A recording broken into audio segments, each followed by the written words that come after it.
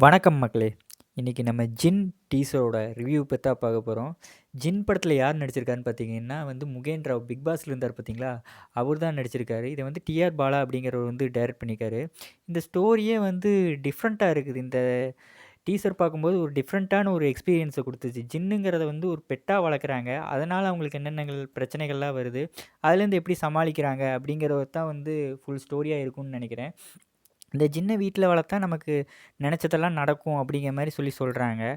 அது இல்லாம இந்த ஜின்னுக்கு வெயில்ல படக்கூடாது. அது இல்லாம தண்ணி படக்கூடாது. அந்த மாரி ஒரு சில கண்டிஷன்ஸ்லாம் சொல்றாங்க. அதையும் மீறி ஜின்ன வளர்க்குறாங்க. அதுக்கப்புறம் ஜின்னு தப்பிச்சு திரும்ப அவங்களுக்கே எகெயின்ஸ்ட்டா மாறுதுன்னு நெனைக்கிறேன். இதுதான் ஸ்டோரியோட லைனா இருக்கும்னு நெனைக்கிறேன்.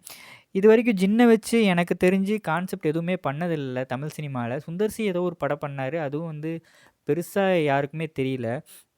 இப்ப முகேன் ராவ் ஜின்ன வச்சு ஒரு படம் பண்ணியிருக்காங்க அப்படிங்கும்போது, எக்ஸ்பெக்டேஷன்ஸ் அதிகமா தான் இருக்கு. வெயிட் பண்ணி பார்க்கலாம். இந்த படம் எப்படி இருக்க போகுது? ஆடியன்ஸ்க்கு எந்த அளவுக்கு சாட்டிஸ்ஃபை பண்ண போகுது அப்படின்னு சொல்லிட்டு.